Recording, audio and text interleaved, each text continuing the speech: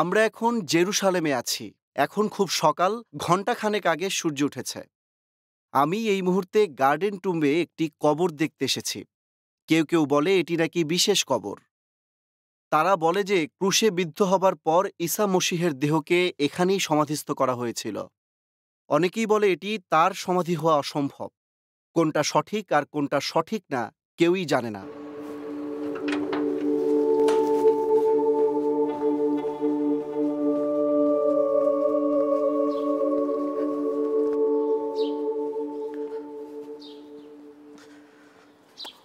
মূল বিষয়টা হলো যে প্রতি বছরই কিন্তু ঈসা মসীহের হাজারো অনুসারী তীর্থযাত্রায় এখানে আসে। কিন্তু এটি বেশি দিন হয়নি। ওই কবরটা আবিষ্কার হয়েছে মাত্র ১৫০ বছর আগে। প্রায় ১ কিলোমিটার দূরেই একটি গির্জা রয়েছে, যার নাম হলি সেপুলকার। কেউ বলে এখানেই নাকি ঈসা সমাধিস্থ হয়েছিলেন।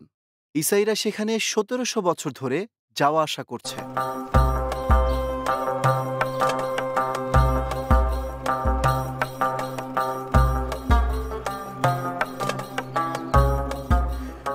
অদ্ভুত লাগে, কারণ ২০০০ বছর আগে ঈসার প্রথম দিককার সাহাবীরা কেউ একবারও জেরুসালেমের তীর্থযাত্রায় আসেইনি।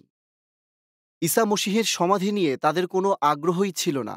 তারা কোনো পাথরের বেদি বা গির্জা তৈরি করেনি, কোনো উপহারও নিয়ে আসেনি।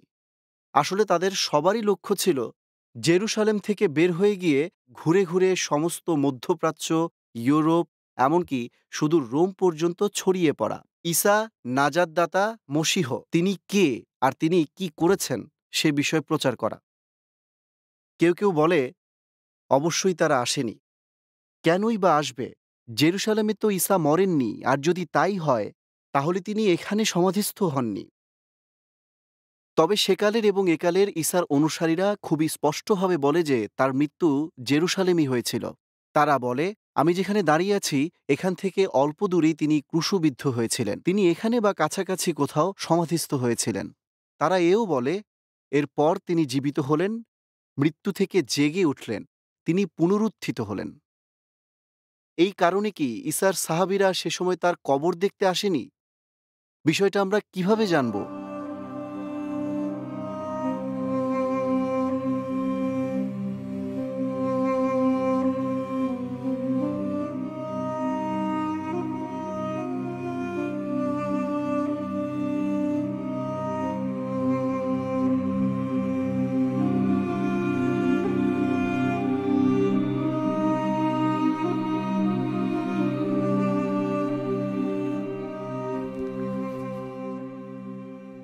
যদি আপনি ঈসাইদের বিশ্বাস সম্পর্কে কোনো ধারণা পেতেই চান, তবে ক্রুশকে বাদ দেওয়া যাবে না।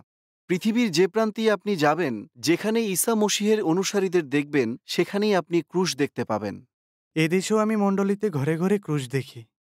যখনই আমাদের ক্রুশ নিয়ে কথা হয় আমরা একটি জিনিসই দেখি, আর তা হলো আল্লাহর জন্য মানুষের ভালোবাসা। আমরা যারা প্রশান্ত মহাসাগরীয় এলাকায় থাকি তাদের কাছে ক্রুশ খুবই গুরুত্বপূর্ণ। এই ক্রুশ আল্লাহর মহান প্রেম আর তার দয়ার কথা বলে। আমাদের পাপের কারণেই ঈসা মৃত্যুবরণ করতে এসেছিলেন। এই কারণে আল্লাহর প্রশংসা গান করতে আমরা গানার ইমানদাররা প্রতি রবিবার একত্রিত হই। ঈসা মসীহ পুরো পৃথিবীর জন্য ক্রুশবিদ্ধ হতে এসেছিলেন। এই উপলব্ধি আমাদের নাজাতের জন্য খুবই অপরিহার্য। ঈসা আমার জন্য মরেছেন, এই কৃতজ্ঞতা স্মরণ করার প্রতীক এই ক্রুশ। যদি কেউ আমাকে জিজ্ঞাসা করে, আমি বলবো ঈসা আপনার আর আমার জন্য ক্রুশবিদ্ধ হয়েছিলেন। ক্রুশ আমার কাছে খুবই গুরুত্বপূর্ণ, কারণ ঈসা ছাড়া আমাদের এ জীবনের কোনো রকম মূল্যই নেই। আসলে ক্রুশ ২০০০ বছর থেকেই ঈসাইদের কাছে গুরুত্বপূর্ণ। এমনকি প্রথম শতাব্দী পর্যন্ত গেলেও আপনি এই ক্রুশের গুরুত্ব খুঁজে পাবেন। আমাদের কিতাবুল মুকাদ্দসের নতুন নিয়মে ঈসা মসীহের মৃত্যু সম্পর্কে আমরা ৭০টিরও বেশি উদ্ধৃতি খুঁজে পাই। আপনি যদি মসীহের জীবনের ৪টি ঐতিহাসিক দলিল পড়েন, তবে দেখবেন যে তারা তার মৃত্যু ও পুনরুত্থানকেই গুরুত্ব দিয়েছেন। প্রথম শতাব্দীতেই এই দলিলগুলো লেখা। এটি মূল ঘটনার কাছাকাছি সময়ে লেখা হয়েছিল। আপনার চোখের সামনেই ঈসা মসীহ জনসম্মুখে ক্রুশবিদ্ধ হয়েছিলেন। আমরা তাঁর সকল কাজের সাক্ষী। তারা তাকে ক্রুশে ঝুলিয়ে হত্যা করেছিল। শুরুতে ঈসাই লেখকরা যখন ঈসার ক্রুশে মৃত্যুর ঘটনাটি লিখেছিল, তখন তারা এটিকে ঐতিহাসিক বাস্তব ঘটনা হিসেবে আর এর চাক্ষুষ সাক্ষ্য প্রমাণ আছে বলে সেগুলো লিপিবদ্ধ করেছিল। সময়ের সাথে সাথে ক্রুশ ঈসাই ঈমানের খুবই গুরুত্বপূর্ণ দৃশ্যমান এক প্রতীক হয়ে উঠেছিল।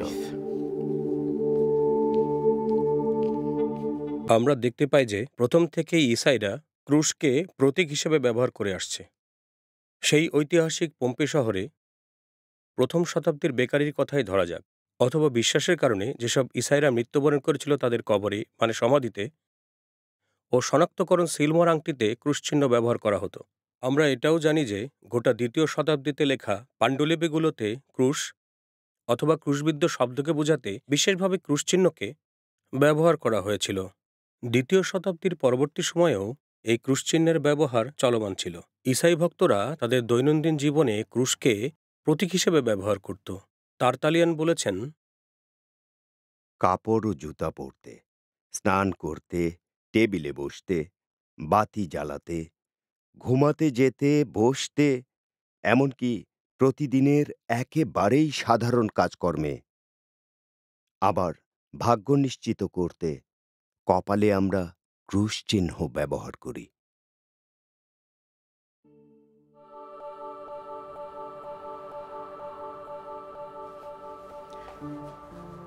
এগুলো সবই ঐতিহাসিক প্রমাণ দলিল যে প্রথম, দ্বিতীয় আর তৃতীয় শতাব্দীর ঈসাইরা একে অপরের সাথে কথা বলতে, লেখালেখিতে তাদের বিশ্বাসের প্রতীক হিসেবে তারা ক্রুশের চিহ্ন ব্যবহার করত। তবে আমাদের আরও গভীরে যেতে হবে। তারা যে সঠিক কথা বলছে তা আমরা কিভাবে নিশ্চিত হব? বিষয়টি হলো, ঈসা আসলেই যে মরেছেন অথবা মরেননি এটি আমরা কিভাবে জানব? এর কি প্রমাণ আছে? আর তিনি যদি এই জেরুসালেমেই মরে থাকেন আর মৃত্যু থেকে উত্থিত হয়েই থাকেন, তবে এর গুরুত্ব কি?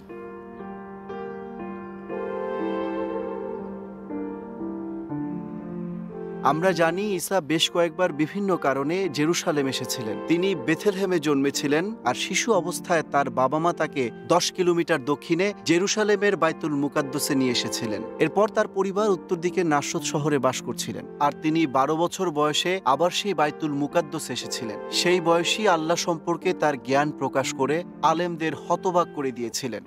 আর মাত্র 30 বছর বয়সেই তিনি ধর্মশিক্ষক হয়ে উঠেছিলেন। তার কথা শুনে লোকেরা খুবই অবাক হতো। তার আশ্চর্য কাজ দেখে বহু লোক ভিড় জমাতো। তখন সব জায়গাতেই সেই ভিড় তার পিছু নিত, আর সেই ভিড় থেকেই তিনি কাউকে কাউকে তার সাহাবী হতে ডেকে নিয়েছিলেন। এবং পিতর, ইয়োহান্না, ইয়াকুব, থোমা, এহুদা, যারা পরবর্তীতে তাকে অস্বীকার করেছিল। অনেকে তাকে সাহায্য এবং অনুসরণ করেছে, যার মধ্যে মহিলারাও ছিল, যেমন মরিয়ম, সালোমি, সুজানা সহ আরও অনেকের নাম ঈসার জীবনীতে লেখা হয়েছে।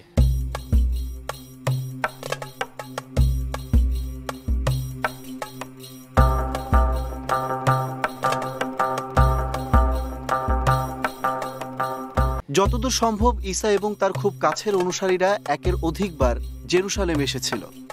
ইহুদিদের বিশেষ বিশেষ উৎসবে তারা আসত। তার একটা ছিল উদ্ধার ঈদ। এখনও তারা উৎসবটা মার্চ অথবা এপ্রিল মাসে উদযাপন করে আসছে। এই উৎসবের মূল ইতিহাস ঈসার জন্মের বহুকাল আগের ঐতিহাসিক একটি ঘটনার সাথে জড়িত। সেই মূল ঘটনাটা কিতাবুল মুকাদ্দসের পুরাতন নিয়মের প্রথম কয়েকটি অধ্যায়ের মধ্যেই দেখতে পাবেন। এটি মুসা আর আল্লাহর মনোনীত জাতিকে কৃতদাসত্ব থেকে মুক্ত করার একটি ঘটনা।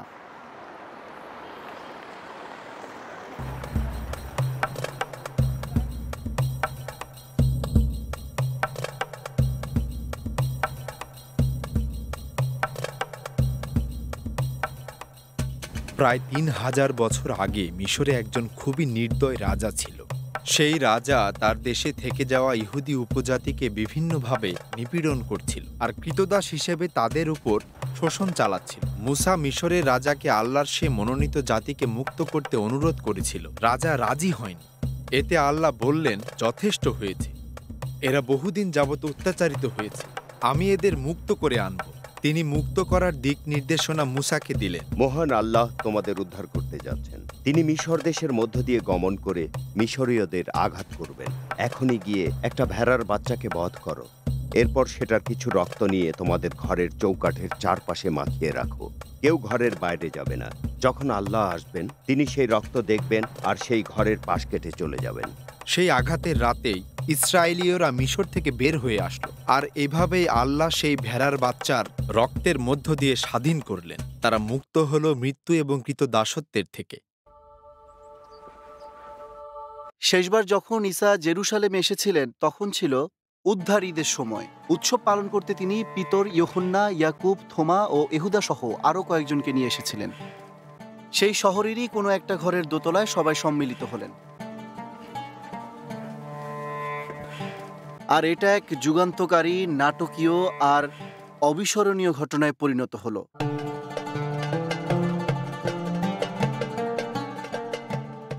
সেই বিকেলে ঈসা তার মৃত্যুর বিষয়ে অনেক কথা বলেছেন। তিনি বলেছেন মানুষের জন্য তার রক্ত দেয়া হবে, ঝরবে, দেহ চূর্ণ বিচূর্ণ হবে। তিনি বলেছেন সময় এসে গেছে। ঈসা শিক্ষক ও নবী উভয়ই ছিলেন, আর এর আগেও তিনি তার মৃত্যুর বিষয়ে ভবিষ্যৎবাণী করেছিলেন। তিনি বলেছিলেন যে তাকে অনেক কারণেই অত্যাচারিত হতে হবে, তাকে হত্যা করা হবে, আর তৃতীয় দিন তিনি পুনরুত্থিত হবেন। আমি আমার প্রাণ দেব যেন তা আবার ফিরিয়ে নিতে পারি। কেউ আমার প্রাণ আমার কাছ থেকে নিয়ে যাবে না, কিন্তু আমি নিজেই তা দেব। নবী হিসেবে তিনি ভবিষ্যৎবাণী করেছেন, কি হতে চলেছে সেই বিষয়ে বলেছেন। তিনি 3 বার বিশদভাবে তিনি তার জেরুসালেমে যাবার, গ্রেফতার হবার এবং সেখানে গিয়ে খুবই ভয়ানক কষ্টদায়ক মৃত্যুর বিষয়ে ভবিষ্যৎবাণী করেছেন। উদ্ধার ঈদের ভোজের পর বিকেলের দিকে ঈসা তার সাহাবীদের নিয়ে জেরুসালেমের বাইরে কিদ্রোন উপত্যকা পার হয়ে স্থানীয় পাহাড়ের কোল ঘেঁষে জলপাই বাগানে গিয়ে মোনাজাতের জন্য থামলেন। যেখানে আমি দাঁড়িয়ে আছি এর কাছাকাছি কোথাও ঈসা সেই রাতে থেমেছিলেন। সেই বাগানের নাম গেতসিমানি, অর্থাৎ তেল মারাইয়ের জায়গা। সেই জায়গাতে ঈসা সাহাবীদের সাথে প্রায়ই দেখা করতেন। কেবল এই বিকেলেই সাহাবীদের সাথে না নিয়ে তিনি একা বাগানে গেলেন আর মাটিতে উবুর হয়ে মোনাজাত করলেন। তিনি কি ভঙ্গিমায় মোনাজাত করতেন সেটি গুরুত্বপূর্ণ না, তিনি ঘন ঘন এখানে এসে কি মোনাজাত করতেন সেটি গুরুত্বপূর্ণ। আরও কিছুটা এগিয়ে তিনি মাটিতে লুটিয়ে পড়ে মোনাজাত করলেন, পিতা, তুমি যদি চাও তবে এই দুঃখের পেয়ালা আমার কাছ থেকে সরিয়ে নাও, তবুও আমার ইচ্ছামতো নয়, তোমার ইচ্ছামতোই হোক। বুক ভরা বেদনা আর গভীর আকুতি নিয়ে তিনি মোনাজাত করলেন এবং তার মাথার ঘাম ফোঁটায় ফোঁটায় রক্তের আকারে মাটিতে ঝরে পড়তে লাগল। ঈসার জীবন ও মৃত্যু নিয়ে যে ঘটনাগুলো লিখিত প্রমাণ দলিল হিসেবে আমাদের কাছে আছে, সেগুলো সত্যি খুবই নির্ভরযোগ্য। মুহূর্তটা তার জন্য এতই মর্মান্তিক কষ্টদায়ক ছিল যে তাঁর ঘাম রক্তের ফোঁটায় পরিণত হয়েছিল। এভাবেই বিষয়টা কিতাবুল মুকাদ্দাসে লিখিত হয়েছিল। চিকিৎসা শাস্ত্রে এটা খুবই অসাধারণ অবস্থা, তবে এই অবস্থা স্বীকৃত, যাকে চিকিৎসা শাস্ত্র হিমাটোহাইড্রোসিস বলে থাকে। ফাঁসির কাঠগড়ায় দাঁড়ানো কোনো কোনো কয়েদিদের যে এ ধরনের পরিস্থিতি হয়েছে তা বিজ্ঞান সাময়িকীতে উল্লেখিত আছে। চরম মর্মব্যথা আর কষ্টের বোঝা নিয়েও ঈসা মোনাজাত করলেন। কি মোনাজাত করলেন? পিতা আমার, আমার ইচ্ছা মতো নয়, তোমার ইচ্ছা মতোই হোক। যখন রোমীয় সৈনিকরা তাকে গ্রেপ্তার করতে আসলো, সাহাবীরা তাকে ছেড়ে পালিয়ে গেল। তিনি একা দাঁড়িয়ে রইলেন। তিনি মৃত্যুর সম্মুখীন হতে যাচ্ছেন জেনেও সাহাবীদের সাথে পালিয়ে না গিয়ে স্বেচ্ছায় সৈন্যদের কাছে ধরা দিলেন।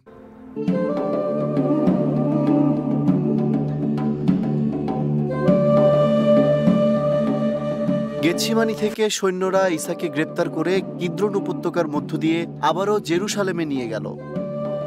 সারারাত ঘুমাতে না দিয়ে বল প্রয়োগ করে এক স্থান থেকে অন্য স্থানে হাঁটতে বাধ্য করেছে। আলেমরা তার 3 বার বিচার করেছিল, তারাই তার গ্রেপ্তারের জন্য দায়ী। তার শিক্ষা এবং জনপ্রিয়তা সাধারণ জনগণ, রোমীয় শাসনকর্তা ও আলেমদের কাছে হুমকি ছিল। পরে তাকে রাজ্যপাল পিলাতের সামনে প্রশ্নবিদ্ধ হতে হয়েছিল। এরপর স্থানীয় শাসক হেরোদ তাকে জেরা করেন। খুব সকালে আবারও তাকে সেই রাজ্যপালের কাছে নিয়ে যাওয়া হয়েছিল। আমি তার কি বিচার করব? জনগণের কাছে পিলাত জানতে চাইলেন। তারা চিৎকার করে বলে উঠল, ওকে ক্রুশে দিন। কেন? তার অপরাধ কি? পিলাত জানতে চাইলেন। শুনে তারা আরো চিৎকার করে বলে উঠল, ওকে ক্রুশে দিন। জনসাধারণকে খুশি রাখতে পিলাত ঈসাকে চাবুক মারতে আর ক্রুশে দিতে অনুমতি দিলেন। ঈসার সহ্য করা চাবুকের আঘাত ছিল জঘন্যতম নিষ্ঠুরতার নিদর্শন। এই আঘাত তার রক্তক্ষরণ মানুষের মৃত্যুর জন্য যথেষ্ট। সেই চাবুকে অনেকগুলো চামড়ার ফিতার সাথে ছোট ছোট লোহা ও হাড়ের টুকরা গেঁথে দেওয়া ছিল। সেগুলো ঈসার পিঠের চামড়া ক্ষতবিক্ষত করে ছিঁড়ে তুলে নিয়ে আসছিল। ঈসা বেঁচে গেলেও প্রচণ্ড মানসিক ধকল এবং অসহ্য গালাগালির অপমানে অবশেষে তিনি মৃত্যুর দোরগোড়ায় এসে পৌঁছেছিলেন।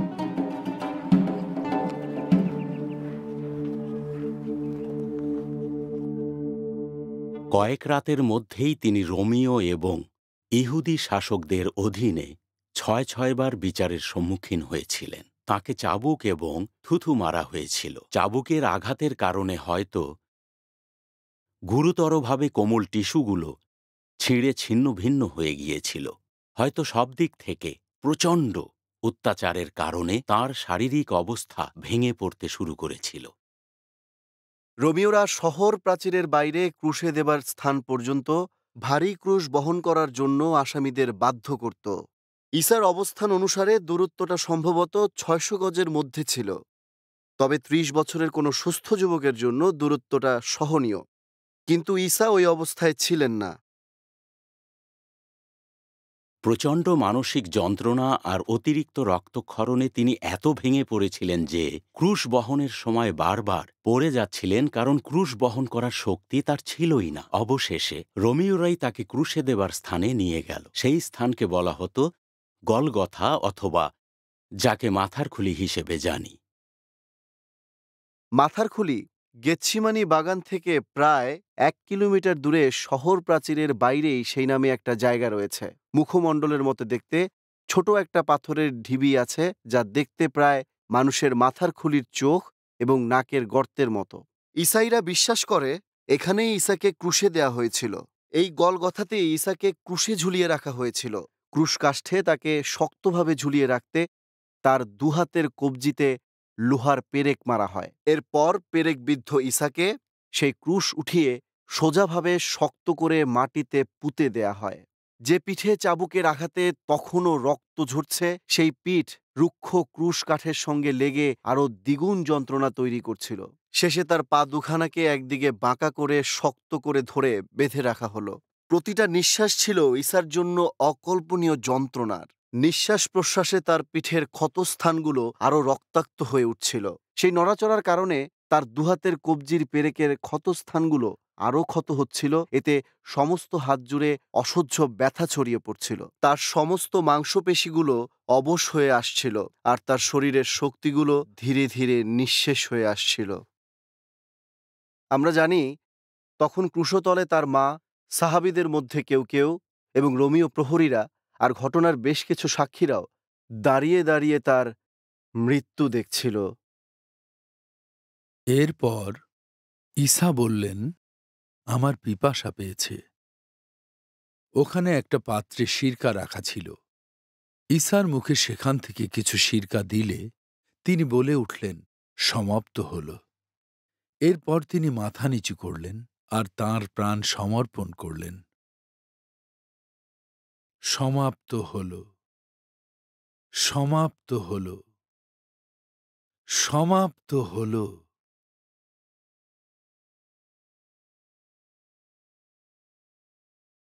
প্রশ্ন হল, ঈসা কি আসলেই ক্রুশে প্রাণ দিয়েছিলেন? পৃথিবীর সব ঈসাইরা কিন্তু মনে প্রাণে তা বিশ্বাস করে। কিভাবে তারা এত নিশ্চিত হল? দেখুন, এ প্রসঙ্গে দুটো মৌলিক মতবাদ রয়েছে। ঈসার ক্রুশে মৃত্যু হয়নি বিষয়ে সেখানে জোরালো যুক্তি দেখানো হয়েছে। একটা হলো জ্ঞান হারানো মতবাদ। সহজভাবে বলা যায়, তাকে দেখে মনে হচ্ছিল তিনি মারা গেছেন। আসলে তা নয়। তাকে ক্রুশ থেকে নামিয়ে সমাধিস্থ করার পরে তার জ্ঞান ফিরে আসে। আর দ্বিতীয়টা হলো বিকল্প মতবাদ। এই মতবাদ কিছুটা জটিল। এই মতবাদে বিশ্বাসীরা মনে করে ঈসার পরিবর্তে অন্য কাউকে ক্রুশে দেয়া হয়। তারা মনে করে যে তিনি মারা যাননি, কারণ তিনি ক্রুশেই ছিলেন না। তাহলে ঈসার মৃত্যু প্রসঙ্গে ঐতিহাসিক কোনো প্রমাণ আছে কি? আসলে ঈসার মৃত্যুর ঘটনাটা প্রত্যক্ষদর্শীদের সাক্ষ্য প্রমাণের ভিত্তিতে একটা ঐতিহাসিক দলিল। একজন প্রত্যক্ষদর্শী স্পষ্টভাবেই বলেছেন যে আমি ঘটনাটা ঘটতে দেখেছি। এটা মানব ইতিহাসের মধ্যে ঘটে যাওয়া একটা বিশেষ ঘটনা। ঈসার প্রথম দিকের অনুসারীরা বলতেই পারে যে তিনি মারা গেছেন, তাই ঈসাইরা এটি বিশ্বাস করে। তবে ঈসাইদের বাইরের কিছু ঐতিহাসিকরাও তার মৃত্যুর বিষয়ে একই কথাই বলেন। আমাদের কাছে সাক্ষ্য প্রমাণ আছে যে ঈসা ক্রুশের ওপর মৃত্যুবরণ করেছিলেন। শুধুমাত্র যে তার সাহাবীদের সাক্ষ্য তা নয়, সেই সাথে তার শত্রুপক্ষেরও সাক্ষ্য আছে। তার মৃত্যুর পক্ষে তৎকালীন ইহুদিয়া প্রদেশের রাজ্যপাল পিলাতের অধীনস্থ রোমীয় ইতিহাসবিদ টাসিটাসের সাক্ষ্য আমাদের কাছে আছে। খ্রিস্টাস আমাদেরই এক দেশাধ্যক্ষ পিলাতের অধীনে চরম সাজা ভোগ করেছিলেন। সমস্ত ইহুদিয়া প্রদেশ পেরিয়ে এমনকি রোম পর্যন্ত এক ধরনের হাস্যকর অবিশ্বাস্য ভ্রান্ত ধারণা ছড়িয়ে পড়েছিল। সমসাময়িক কাল থেকেই ইহুদির দৃষ্টিকোণে উল্লেখিত ঈসার মৃত্যুর যে ঘটনাটা ঘটেছিল, ইহুদি আইন সংক্রান্ত গ্রন্থ তেলমুদের সাক্ষ্যে এই বিষয়টা আরও বিস্তারিতভাবে বর্ণনা করা হয়েছে। সে সময় জোসেফাস নামে একজন ইহুদি ইতিহাসবিদ ছিলেন। তিনি ঈসাই ছিলেন না, তিনি ইহুদিদের ইতিহাস লিখছিলেন। আর 93 খ্রিস্টাব্দের দিকে তিনি নাসরতীয় ঈসার কিভাবে মৃত্যু হয়েছে সে সম্পর্কে ধারাবাহিকভাবে বর্ণনা করেছেন। ঠিক এই সময়েই ঈসা নামে একজন জ্ঞানী লোক ছিলেন এবং তিনি ধার্মিক ব্যক্তি হিসেবে পরিচিত ছিলেন। পিলাত তাকে ক্রুশে ঝুলিয়ে মৃত্যুর পরোয়ানা জারি করেছিল, কিন্তু তার অনুসারীদের তথ্য অনুসারে তার ক্রুশারোপণের 3 দিন পরেই তিনি জীবিত অবস্থায় তাদের সামনে এসে দেখা দিয়েছিলেন। উল্লেখিত ঐতিহাসিক প্রমাণগুলো স্বীকার করে যে ঈসা আসলেই 2000 বছর আগে জেরুসালেমে মারা গিয়েছিলেন। তাহলে বিকল্প মতবাদের যুক্তি কি হতে পারে? আপনি কি যুক্তি দিতে পারেন যে হ্যাঁ, একজনকে ক্রুশে দেয়া হয়েছিল, কিন্তু তিনি ঈসা ছিলেন না? সিদ্ধান্ত নেয়ার মতো ঈসার জীবনীর কোনো তথ্য আছে কি? আমরা জানি যে ক্রুশারোপণের সময় সেখানে উপস্থিত অনেক লোক ছিল যারা ঈসাকে বেশ ভালোভাবেই চিনত। তার আপন মা, তার খুবই ঘনিষ্ঠজন, পিছু আসা দর্শনার্থীরা সেখানে উপস্থিত ছিল। যদি বিকল্প কাউকে ক্রুশে দেওয়াই হতো, তাহলে তো সঙ্গে সঙ্গেই তারা তা বুঝে যেত। রোমীয় ভারপ্রাপ্ত, যাদের ওপর সে শাস্তি কার্যকর করবার দায়িত্ব ছিল, ভুল ব্যক্তিকে শাস্তি দেবার কারণে তাদের চরম পরিণতি ভোগ করতে হতো। তবুও যদি যে কোনোভাবে বিকল্প কাউকে ক্রুশে দেয়া হতো, তবে তো উপস্থিত লোকজন সে ঈসা না বলে চিৎকার করে প্রতিবাদ করত। কোনো প্রতিবাদের তথ্য নেই, কোনো রোমীয় প্রহরীদের শাস্তিরও তথ্য নেই, তেমন কোনো ঘটনার উল্লেখ নেই যার ভিত্তিতে ধারণা করা যায় যে সেদিন ক্রুশে ঈসা ছিলেন না।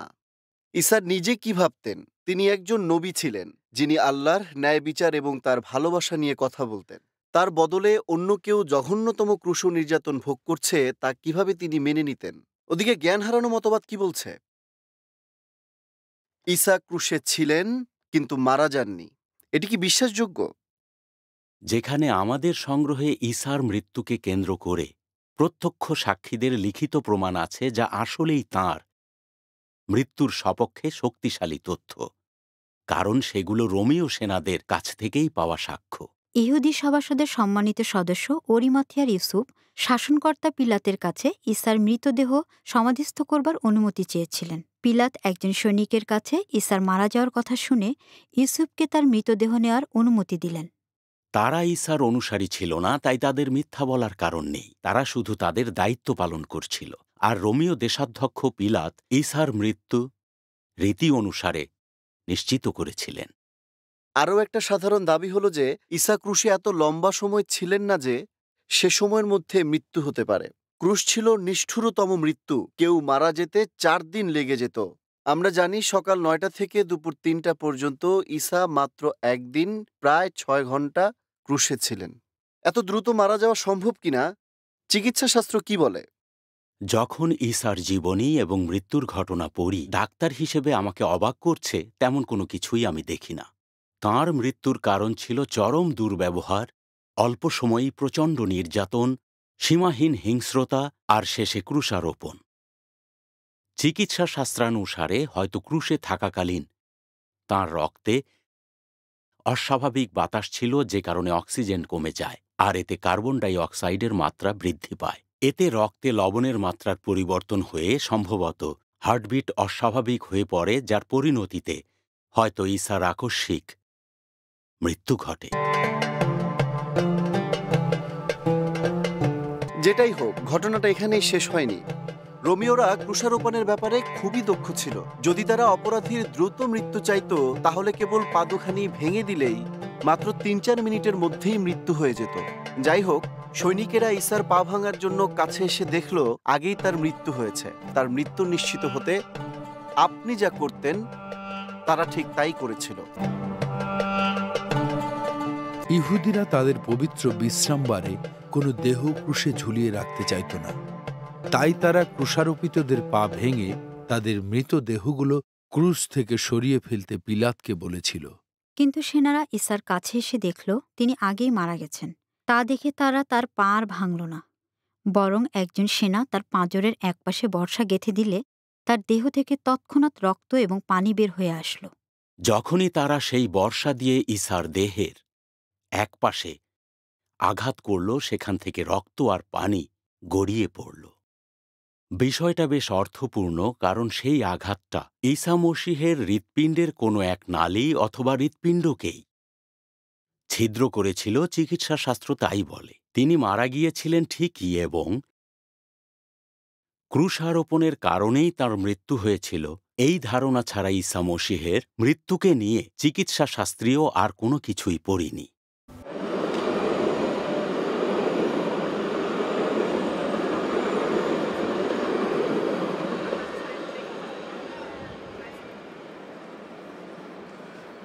এর সমস্ত ঐতিহাসিক এবং চিকিৎসা শাস্ত্রীয় প্রমাণগুলো বলে দিচ্ছে যে ঈসা আসলেই 2000 বছর আগে জেরুসালেমে মারা গিয়েছিলেন। এটি এতই গুরুত্বপূর্ণ। রোমীয় শাসনামলে তো অনেক লোকই ক্রুশে প্রাণ দিয়েছিল। এই মৃত্যুর ঘটনাটা আলাদা কেন? আপনার আমার কাছে এই ঘটনার বিশেষত্ব কি? আমাদের উদ্ধার করতেই ঈসা ক্রুশে প্রাণ দিয়েছিলেন। আর এটাই কিতাবুল মুকাদ্দাসের খুবই সরল একটা বাণী। আল্লাহর সাথে ভাঙা সম্পর্ক ঠিক করার প্রয়োজন ছিল। আল্লাহ তা ঈসার মৃত্যুর মধ্য দিয়ে ঠিক করেছিলেন। ঈসাইরা বিশ্বাস করে ঈসা কেবল একজন মানুষই ছিলেন না, তিনি ছিলেন আল্লাহর প্রিয় পুত্র, আর তার মধ্যে আল্লাহরই প্রকৃত রূপ ছিল। কেন ঈসা প্রাণ দিয়েছিলেন তা বুঝতে আমাদের অবশ্যই কিতাবুল মুকাদ্দাসে যেতে হবে। ঈসা কেন মারা গিয়েছিলেন সে বিষয়ে বিস্তারিতভাবে জানতে কিতাবে বহু ঘটনা ও প্রতিচ্ছবি আছে, যা কিতাব লক্ষ্য করলেই আমরা দেখতে পাই। আমাদের কিতাবে রোমের মণ্ডলীকে লেখা চিঠির একটা অংশ আছে, যেখানে লেখক আদালতের রায়ে একজনকে নির্দোষ সাব্যস্ত করার আর কৃতদাস বেচাকেনার ঘটনা তুলে ধরেছেন, যেখানে একজনকে মূল্য দিয়ে কৃতদাসত্ব থেকে মুক্ত করার ঘটনা তুলে ধরেছেন। এরপর একটা উপাসনালয় আর কোরবানির চিত্র। এই ভিন্ন চিত্র একত্রিত করলে ঈসা আসলে মৃত্যুর মধ্য দিয়ে আমাদের জন্য ঠিক কতটুকু করেছেন তার একটা ধারণা পায়। এটি কোনো সাধারণ ধারণা না যে ঈসার মৃত্যু শত শত বছর পরে বা প্রথম দিকের ঈসাইদের থেকে শুরু হয়েছিল, বরং তার জন্মের শত শত বছর আগেই এর কিছু ঘটনার সূত্রপাত হয়েছিল। তা জানতে আমাদের ইব্রাহিম, মুসা, আদম, হাওয়া আর নবী ঈশাইয়ার গল্পে ফিরে যেতে হবে। সেই সব ঘটনা এবং ভবিষ্যৎবাণী, কোরবানি এবং কিভাবে ঈশ্বর মানুষকে উদ্ধার করেছেন তারই শিক্ষা দেয়। জীবিত থাকতে ঈসাকে মসীহ বলে ডাকা হতো। তিনি ছিলেন আল্লাহর কালাম, তিনি ছিলেন দুনিয়ার নূর। তবে তার সাহাবীরা তাকে আরও একটি অদ্ভুত নামে ডাকত, আর সেই নামটি ছিল আল্লাহর ভেড়ার বাচ্চা। আমরা লক্ষ্য করি যে তরিকা বন্দিদাতা ইয়াহিয়া ঈসাকে আল্লাহর ভেড়ার বাচ্চা, যিনি পৃথিবীর পাপভার তুলে নেন, এই নাম দিয়ে ডাকছেন। তৎকালীন করিন্থীয় শহর, বর্তমান আধুনিক গ্রিসে বসবাসরত ঈসাইদের জন্য লেখাপত্রে ঈসাকে উদ্ধারীদের কোরবানির ভেড়ার বাচ্চা হিসেবে উল্লেখ করা হয়েছে। কিতাবে ২০ বারেরও বেশি ঈসাকে আল্লাহর ভেড়ার বাচ্চা নাম ধরে ডাকা হয়েছে। এই অংশগুলি খুবই গুরুত্বপূর্ণ। আল্লাহর ভেড়ার বাচ্চা হিসাবে ঈসাকে জানা আমাদের জন্য অনেক জরুরি। সম্পূর্ণ নির্দোষ ও নিখুঁত মেষশাবক মসীহের অমূল্য রক্তের গুণে পাপের অসম্ভব ক্ষমতা থেকে যে মুক্ত হয়েছেন তা আপনি জানেন। ঈসা আমাদের উদ্ধারীদের ভেড়ার বাচ্চা, যিনি আমাদের জন্য কুরবানি হয়েছিলেন। পূর্বের কিতাবের দৃষ্টিকোণে আমি যদি ঈসাকে আল্লাহর ভেড়ার বাচ্চা হিসেবে ধরি, তবে অবশ্যই সেই উদ্ধারীদের ভেড়ার বাচ্চার কোরবানির ঘটনায় ফিরে যেতে হবে, যে কারণে ইসরায়েল জাতি মুক্ত হয়েছিল। শত্রুদের হাতে সমর্পিত হবার কিছু আগে ঈসা তার সাহাবীদের জেরুসালেমে নিয়ে গিয়ে ইহুদিদের নিয়মেই উদ্ধার ঈদ পালন করার প্রস্তুতি নিলেন। আর ঐতিহ্যগত চিন্তাধারার পরিবর্তন আনলেন। তিনি ভোজের টেবিল থেকে কিছু প্রতীকী খাবার তুলে নিয়ে ঐতিহ্যগত ব্যাখ্যার পরিবর্তন করতে থাকলেন। ঈসা সাহাবীদের বললেন, কষ্টভোগের আগে তোমাদের সাথে উদ্ধারীদের ভোজ গ্রহণ করতে অধীর অপেক্ষায় ছিলাম। আর তিনি রুটি নিয়ে টুকরো করে বললেন, এই আমার দেহ, যা তোমাদের জন্য দেওয়া হয়েছে। আমাকে মনে করবার জন্য এই রকম করো। এরপর তিনি আঙ্গুর রসের পাত্র হাতে নিলেন, বললেন, পান করো, এ আমার রক্ত, যা অনেকের পাপের ক্ষমার জন্য দেওয়া হবে।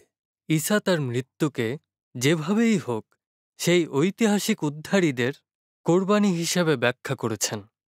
তিনি এটাই বলতে চেয়েছেন যে মৃত্যুর মধ্য দিয়ে আমিই সেই উদ্ধারীদের ভেড়ার বাচ্চা। এখন থেকে তারা তার মৃত্যুকে তাদের নাজাতের উপায় হিসেবে স্মরণ করবে।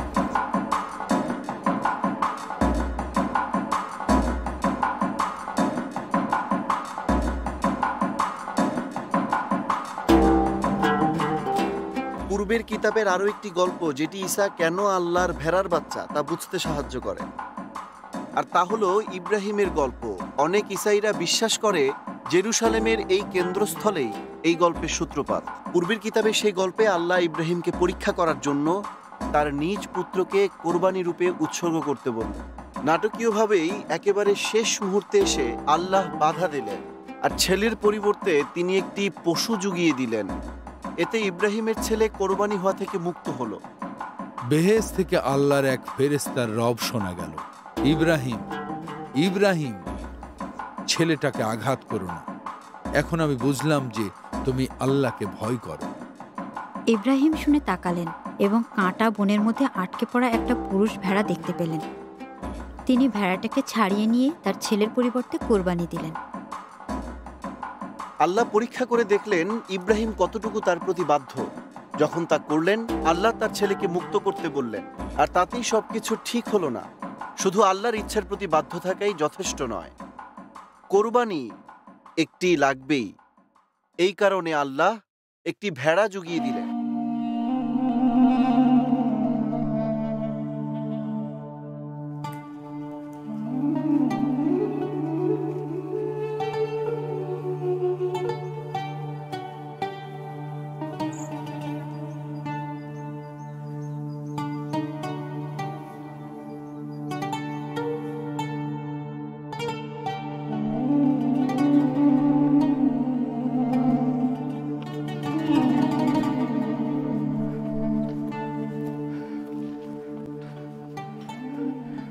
উদ্ধারীদের গল্পে মানুষের নাজাতের জন্যই একটি ভেড়ার বাচ্চাকে কোরবানি দেয়া হয়, আর ইব্রাহিমের গল্পে আল্লাহ নিজেই একটি কোরবানি জুগিয়ে দিলেন।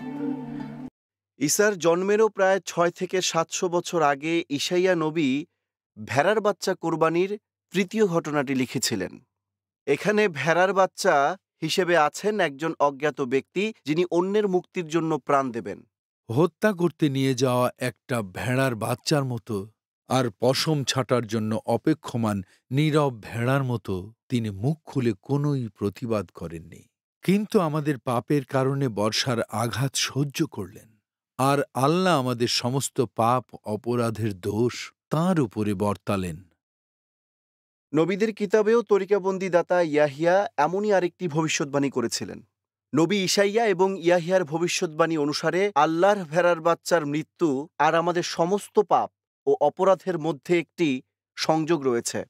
পরের দিন ইউহন্না ঈসাকে তার কাছে আসতে দেখে বললেন, ওই দেখো আল্লাহর ভেড়ার বাচ্চা, যিনি পৃথিবীর সমস্ত পাপ দূর করেন। পৃথিবীর ইতিহাস ও মানব সভ্যতা মানুষের ভুল ভ্রান্তির কারণেই পাপের বাস্তবিকতার জলজ্যান্ত সাক্ষী। পূর্বাঞ্চলের অনেক দেশ আছে যাদের সামাজিক রীতিনীতি এত কঠিন যে আপনি তাদের বিশ্বাসের বিরুদ্ধে গেলে তাদের মনে এমন ধারণা হবে যে আপনি শুধু নিজেকেই না, বরং আপনার পরিবার, আপনার আত্মীয় স্বজন আর সেই গোটা সমাজকেই কলঙ্কিত করেছেন। কোনো কোনো সমাজ আছে, বিশেষভাবে পশ্চিমা সমাজ, যারা পাপ এবং মন্দ কাজকে অপরাধবোধের আইনি শব্দ হিসেবে বিবেচনা করে। আমরা বিষয়টাকে বিভিন্নভাবে ব্যাখ্যা করেছি। অপরাধ বোধ হোক বা কলঙ্ক হোক, আমি তখনও ব্যর্থ, আর এটাই বাস্তব, এটাই মানুষের মূল সমস্যা। ইসাইরা পৃথিবীর বিভিন্ন সংস্কৃতি থেকে এসেছে। কিভাবে অন্যায়, অপরাধ আর কলঙ্কের বোঝা পাপের জন্ম দেয়, আর পারিবারিক ও বন্ধুত্বের সম্পর্ককে, বিশেষভাবে আল্লাহর সাথে সম্পর্ককে ছিন্নভিন্ন করে দেয়, সেই চেতনাবোধই সার্বজনীন ঈসার অনুসারীদের একত্রিত করে রেখেছে। আপনি যদি কিতাবের একেবারে শুরুর দিকে ফিরে যান, তবে আদম এবং হাওয়ার গল্প খুঁজে পাবেন। তারা আদন উদ্যানের নৈসর্গিক সৌন্দর্যের মাঝে আল্লাহর সাথে এক প্রেমে বাস করছিলেন। আল্লাহ তো বহুদূরের কেউ ছিলেন না। তারা আল্লাহর সাথে কথা বলেছেন, তার সামনে হেঁটেছেন।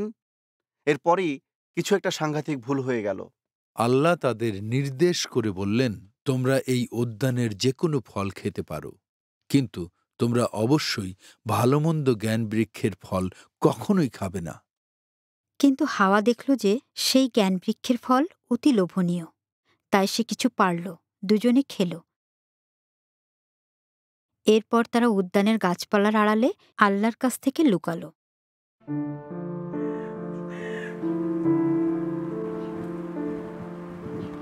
আদম হাওয়া লুকিয়ে থাকল।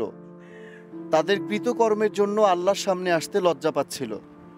এতে পরিণতি হয়ে উঠল ভয়ানক, কারণ তারা আল্লাহর আদেশ অমান্য করেছে। তারা আল্লাহর সাথে থাকার সুযোগ হারালো। আল্লাহর সাথে তাদের শুদ্ধ পরিপূর্ণ সম্পর্ক ছিন্ন হয়ে গেল। প্রশ্ন হল, আল্লাহর সাথে হারিয়ে যাওয়া সুসম্পর্ক পুনরুদ্ধার করা কি সম্ভব? কেউ কেউ মনে করেন যে সৎ জীবনযাপন, ধর্মীয় আচার অনুষ্ঠান ও ভালো কাজের মধ্য দিয়ে বেহেশতে যাবার অধিকার পেয়েছে। তা তো কোনোভাবেই সম্ভব হবে না। আসলে মানুষের পক্ষে এত ভালো কাজ করা কখনোই সম্ভব হয় না, যা দিয়ে বেহেশতে যাবার অধিকার পায়। আল্লাহ এত শুদ্ধ, প্রশংসনীয় আর পবিত্র যে আমাদের উত্তম এমন কিছুই নাই যা তার কাছে নিবেদন করে বলতে পারি যে আল্লাহর প্রতি এটাই যথেষ্ট। কারো পক্ষে এটা সম্ভব হয়নি, হবেও না। নিজের প্রচেষ্টায় নয়, সমস্যার জন্য আল্লাহর উত্তর দরকার। যখন কিতাবুল মুকাদ্দস পড়ি, তখন একজন পবিত্র আর প্রেমময় আল্লাহকে আবিষ্কার করি। আল্লাহর পবিত্রতা মৌলিক। আল্লাহ বিশুদ্ধ বলে আমাদের ভুলগুলো স্পর্শকাতর। অপবিত্রতাই আমাদের আল্লাহ থেকে বিচ্ছিন্ন করে দেয়। আল্লাহর পবিত্রতার সাথে ন্যায় বিচার সম্পর্কিত। তিনি এমনি এমনি আমাদের ভুল ভ্রান্তি ক্ষমা করবেন না। পাপ শাস্তিকে পাশ কাটাতে পারে না। তাহলে আল্লাহর সমাধান কি? উত্তর হলো, আল্লাহ শুধু প্রেমময় আল্লাহ নন, তিনিই ভালোবাসা। স্বয়ং আল্লাহর ভালোবাসাই সমস্ত সমস্যার সমাধান করে। ক্রুশে মৃত্যুর মধ্য দিয়ে আমাদের পাপের শাস্তি তুলে নিয়ে ঈসা মসীহ নিজেকে কোরবানি রূপে সঁপে দেবার মাধ্যমে আমাদের প্রতি আল্লাহর প্রেম প্রকাশ করেছিলেন। সমস্তই আল্লাহ প্রদত্ত, যিনি মানুষের পাপকে শাস্তিস্বরূপ গণনা না করে বরং মসীহের মধ্য দিয়ে নিজেকে আমাদের সাথে পুনর্মিলিত করেছেন। এটাকেই বলে প্রেম। আমরা যেভাবে ভালোবেসেছি তা নয়, বরং তিনি যেভাবে ভালোবেসে আমাদের পাপের প্রায়শ্চিত্ত স্বরূপ তাঁর পুত্রকে কোরবানি দিয়েছেন। ঈসাই আল্লাহর ভেড়ার বাচ্চা, যিনি আমাদের ভালোবাসেন, সেই আল্লাহ প্রদত্ত দান। ঈসা মসীহের আত্ম উৎসর্গ আমাদের মুক্তি। তিনি পৃথিবীর পাপভার তুলে নিয়েছেন, যেন আমি এবং আপনি স্বয়ং আল্লাহর সাথে নতুন, ঘনিষ্ঠ আর পুনর্মিলনের সম্পর্ক উপভোগ করি। 2000 বছর আগে ঈসার ক্রুশে মৃত্যুর ঘটনা অবশ্যই ওখানেই শেষ হয়ে যায়নি। অরামাথিয়ার ইউসুফ শাসনকর্তা পিলাতের কাছ থেকে ঈসার মৃতদেহ গ্রহণ করে এর কাছাকাছি কোথাও নিজের জন্য তৈরি কবরে ঈসাকে নিয়ে গিয়েছিল। ইউসুফ যতটুকু সম্ভব করেছিল। সেই দিন সন্ধ্যা 7টার দিকে সূর্যাস্ত হয়েছিল, আর ওই সময়টা ছিল ইহুদিদের পবিত্র দিনের শুরু। তাই ইউসুফের সেই সময়ের আগেই বাড়িতে ফেরার প্রয়োজন ছিল। তিনি বিশাল এক পাথর দিয়ে কবরের মুখ বন্ধ করে বাড়ি ফিরে গিয়েছিলেন। তৃতীয় দিন খুব ভোরে বিশ্রামবার শেষ হলে পর মরিয়ম, সালোমি, অন্য আরও একজন মরিয়ম, ঈসার এই 3 অনুসারী প্রথা অনুযায়ী ঈসার দেহ তৈলাভিষিক্ত করতে কবরের কাছে এসেছিল। তারা এসে দেখল কবরের প্রবেশমুখের বিশাল সেই পাথর খণ্ডটি একপাশে সরিয়ে রাখা হয়েছে। তারা কবরের ভিতরে গিয়ে সাদা কাপড় পরা একজন ফেরেশতাকে বসে থাকতে দেখে ভীষণ ভয় পেল। ফেরেশতা বললেন, ভয় পেও না, তোমরা ক্রুশে মৃত ঈসাকে খুঁজছ, তাই না? কিন্তু তিনি তো এখানে নেই। তিনি মৃত থেকে জীবিত হয়েছেন। পুনরুত্থানের পর ঈসা মরিয়ম, পিতর আর ইয়োহন্নাকে দেখা দিলেন। সেই বিকেলে দুজন লোকের সাথে জেরুসালেমের বাইরে হেঁটে গেলেন। এরপর তিনি তার কয়েকজন কাছের সাহাবীদের দেখা দিলেন। তিনি তাদের বললেন, লেখা আছে, মশীহকে কষ্ট ভোগ করতে হবে এবং 3 দিনের দিন মৃত থেকে জীবিত হয়ে উঠতে হবে। সমস্ত জাতির কাছে মশীহের নামে এই খবর প্রচার করা হবে যে পাপ থেকে মন ফিরালে পাপের ক্ষমা পাওয়া যায়। তোমরাই এই সমস্ত বিষয়ের সাক্ষী। পুনরুত্থানের প্রায় 6 সপ্তাহ পর ঈসা তার সাহাবীদের নিয়ে জেরুসালেমের বাইরে একটি ছোট্ট পাহাড়ের কাছে গেলেন। তাদের দোয়া করার পর তাকে বেহেশতে তুলে নেওয়া হলো। তবে তখনও কিন্তু গল্প শেষ হয়ে যায়নি। কিতাবুল মুকাদ্দাসের শেষ অধ্যায়ে আল্লাহর ভেড়ার বাচ্চা হিসেবে ঈসার সর্বশেষ দৃশ্যপট আছে। ঈসার একজন খুবই ঘনিষ্ঠ সাহাবী ইয়োহন্না তার জীবদ্দশায় একটি স্বপ্ন দর্শনের কথা লিখে গেছেন, বেহেশত দর্শন নিয়ে। সেখানে ঈসার সাথে দেখা হলে ঈসা তাকে বললেন, ভয় করো না, আমি প্রথম ও শেষ, আমি চিরজীবন্ত। আমি মরেছিলাম, আর দেখো এখন আমি যুগ যুগ ধরে চিরকাল জীবিত আছি। এরপরই দর্শনের দৃশ্যপট পাল্টে গেল। দর্শনে ইয়োহন্না একটি সিংহাসন দেখল। একটা ভেড়ার বাচ্চা দেখলাম। দেখে মনে হলো কেবলই মারা হয়েছে। সেই সিংহাসনের মাঝে দাঁড়িয়ে আছে 4টা জীবন্ত প্রাণী এবং 24 জন প্রাচীন তাকে ঘিরে আছে। আর তারা নতুন গান গাইতে গাইতে বলছিল, তুমি প্রাণ দিয়ে মরে গিয়ে তোমার রক্ত দিয়ে আল্লাহর সৃষ্টি এই পৃথিবীর সমস্ত ভাষাভাষী ও জাতিকে ক্রয় করেছ। দর্শনটা খুবই স্পষ্ট ছিল। তিনিই ঈসা, আল্লাহর ভেড়ার বাচ্চা হয়ে যিনি ক্রুশে প্রাণ দিয়েছিলেন, যাকে বেহেশতের মধ্যমণি হিসেবে গুরুত্বপূর্ণ স্থানে রাখা হয়েছে ও সমস্ত পৃথিবী ঘিরে রেখেছে। তার মৃত্যু তার পরাজয় নয়, তার পুনরুত্থানই তার বিজয়ের প্রমাণ।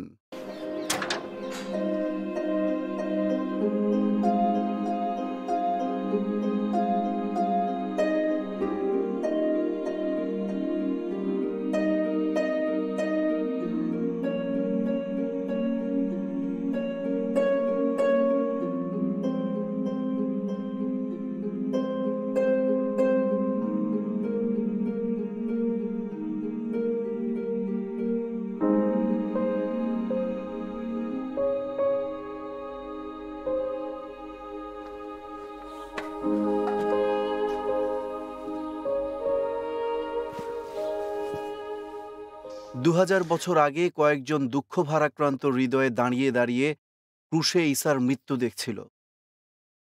যারা শুরু থেকেই তার সাথে ছিল, গেতসিমানি বাগানে তাকে বন্দী হতে, গলগথায় দূরে দাঁড়িয়ে তাকে পেরেকে ক্রুশবিদ্ধ হতে, পাজরে বর্ষার আঘাত তার কবর পর্যন্ত তার দেহ বয়ে নিয়ে যেতে দেখেছে। কয়েক সপ্তাহ পরেই তারা জেরুসালেমের বাইরে গিয়ে বলতে আরম্ভ করল যে কবরখানা শূন্য। ঈসার মৃত্যু থেকে উত্থিত হওয়া তারা স্বচক্ষে দেখেছে। এই সংবাদ সমস্ত পৃথিবীকে পাল্টে দিতে চলেছে। এই ঘটনাগুলো তাদের জীবনে কি প্রভাব ফেলেছিল? যার সাথে তারা কথা বলেছে, খেয়েছে, তিনি কিনা ক্রুশে প্রাণ দিলেন। তাহলে কি এমন ঘটল যা তাদের মনকে নাড়া দিল? প্রথম বিকেলে ঈসার কয়েকজন সাহাবী বসে কথা বলছিল। এমন সময় ঈসা তাদের কাছে এসে দেখা দিলেন। তিনি সাহাবীদের তাঁর হাতের পেরেকের ক্ষতচিহ্ন এবং পাঁজরের বর্ষার ক্ষতচিহ্ন দেখালেন। এতে তারা তাকে পেয়ে আনন্দে আত্মহারা হয়ে পড়ল। থোমা, ঈসার আরেকজন সাহাবী, প্রথম বিকেলে ওখানে ছিল না।